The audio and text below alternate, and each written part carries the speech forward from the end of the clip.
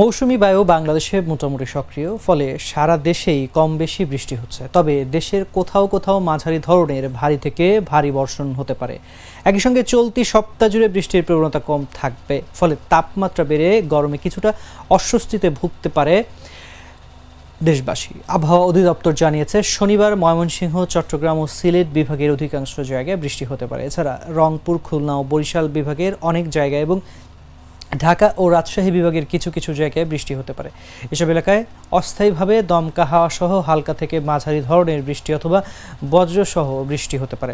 এ সময় সারা দেশে দিন ও রাতের তাপমাত্রা সামান্য বাড়তে পারে। আবহাওয়াবিদ আবুল কালাম মল্লিক বলেন, দেশে মৌসুমী বায়ু পুরোপুরি সক্রিয় থাকলে সব বিভাগের অধিকাংশ জায়গায় বৃষ্টি হয়। এখন মৌসুমী বায়ু মোটামুটি সক্রিয়, এর ফলে দেশের মধ্যাঞ্চলের অধিকাংশ জায়গায় বৃষ্টির সম্ভাবনা কম।